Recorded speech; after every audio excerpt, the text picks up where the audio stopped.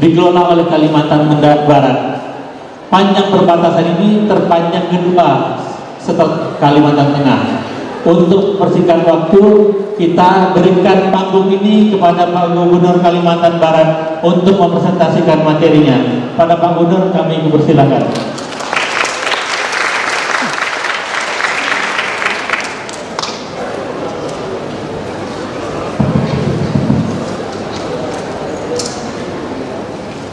Assalamualaikum warahmatullahi wabarakatuh. Salam sejahtera untuk kita semua.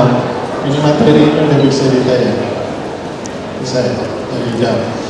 Saya tidak bawa materi diambil dari data analitik room Pemda. Tapi saya mau cerita dulu ya. Saya tadi disampaikan alumni Fakultas Hukum Universitas Tanjung Pura. Saya itu tamat SMA-nya tahun 81, SMA Santo Paulus. Kemudian 81 saya pernah kerja di bank 1 tahun. Kemudian saya berhenti, lalu kuliah tahun 82. 86 saya sudah selesai. Itu sistem SKS pertama 82. Kemudian 86 selesai, seminggu selesai ujian skripsi, nyatakan lulus, saya sudah menjadi dosen di Fakultas Hukum tahun 87, Januari 87 sampai 2020. Karena tahun 97 saya menjadi anggota DPRD Kota selama 7 tahun. Kemudian jadi wakil wali kota dan jadi wali kota, kemudian sekarang jadi gubernur. Prinsip saya cuma satu aja, adik-adik harus pegang. Yang namanya takdir itu tak pernah salah menemui pemiliknya. Dan itu aja pikirkan ya, jangan yang lain-lain. Jadi hidup itu ya ngalir aja, jangan terlalu gimana gitu ya. Saya jual koran itu dari kelas 2 SD sampai semester 7 kuliah. Kemudian ketika ngambil S2 di UI, saya jadi calon tiket kapal yang ke Pontianak selama 30 bulan. Padahal kuliah saya hanya 18 bulan aja di UI itu selesai. Dan kemudian pernah juga usaha-usaha lain. Jadi ya ngalir aja, jangan terlalu banyak pikir. Baik, saya langsung aja ke materi. Materi itu ketika saya menjadi gubernur awal, saya lihat data tentang pembangunan desa dikaitkan dengan nawacitanya Pak Jokowi. Desa itu, Kementerian Desa membaginya, mengklasifikasikannya dalam lima strata lah itu semua. Yang paling jelek itu desa sangat tertinggal, kemudian desa tertinggal, desa berkembang, desa maju, kemudian desa mandiri ya. Nah, ketika bicara banyaknya desa sangat tertinggal, lalu ada program guru di desa tertinggal, bidan di desa tertinggal, dokter di desa tertinggal ya. Kemudian begitu banyak dana desa yang sudah dikeluarkan pemerintah ya, sekarang ini mungkin sudah lebih 400 triliun, tapi status desa yang menjadi desa mandiri itu sangat sedikit, belum sampai, kalau sekarang ini belum sampai 30%. Kenapa? Karena antara Kementerian Desa, Kementerian Dalam Negeri, dan kementerian-kementerian lain tidak bersinergi dalam hal mengubah desa sangat tertinggal menjadi desa.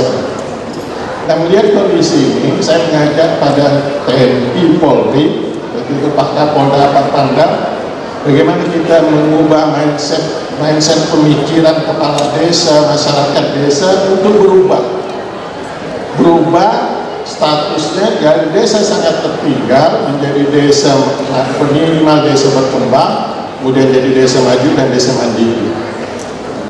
Kita lihat petanya dulu. Kita lihat peta. Nah, inilah gambaran. Ini gambaran apa?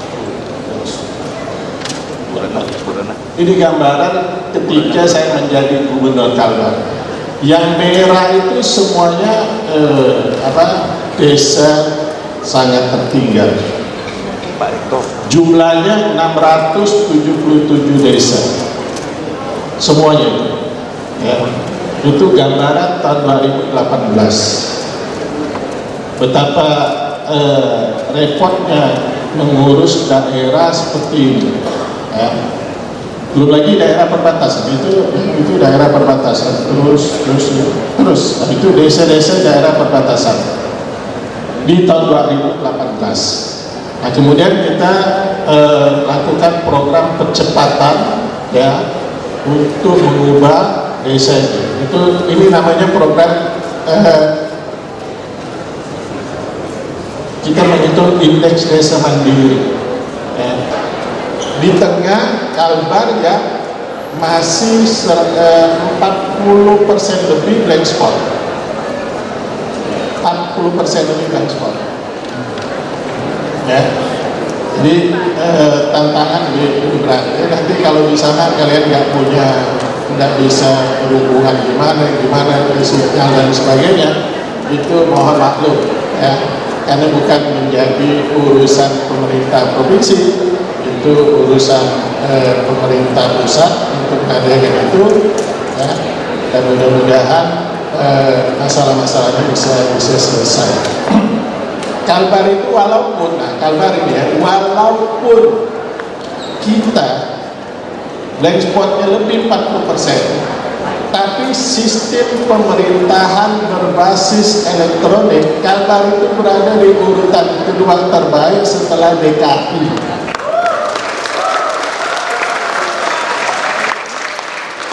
Jadi kita urutan kedua, yang ini yang menilaikan kita, tapi Kementerian Pan-RB. Jadi kita nomor 2 setelah DKI. Nah, indeks daya saing daerah berkelanjutan, Kalbar juga nomor 2 setelah Yogyakarta. Kemudian MCP dari KPK, Kalbar itu nomor 3 terbaik dari 38 provinsi. Artinya tingkat kejadian korupsi, manipulasi dan sebagainya kita sudah semakin kecil, karena nilai kita sudah hampir 97 dari 100. Kalau PTSP perizinan kita sudah dinilai 100. Artinya tidak kalian temukan lagi pungli-pungli ketika pengurusan perizinan. Semuanya sudah online. Saya minta tidak ada urusan perizinan yang pemohon izin dengan yang mengambil berkas ini tidak boleh ada lagi yang berhadapan. Semuanya sudah harus dengan online. Ya. Jadi sistem pemerintahan basis elektronik betul-betul sudah kita terapkan ya, dengan pengawasan yang sangat ketat ya. Mudah-mudahan Kalbar walaupun dengan kekurangan dan kesulitan yang kita hadapi, kita bisa memberikan yang terbaik untuk Indonesia. Sebagai generasi muda, kalian harus terbiasa dengan tantangan. Jangan pernah mahasiswa itu ya, jangan pernah lari dari setiap tantangan. Semakin berat tantangan, bagaimana kita bisa semakin semangat untuk menaklukkannya. Prinsip saya tidak pernah mengeluh, bukan nggak pernah ya, tidak akan mau mengeluh untuk hal-hal yang ya sifatnya itu tantangan dan sebagainya. Semakin berat tantangan itu, semakin saya semangat untuk menaklukkannya. Jangan pernah lari dari tantangan.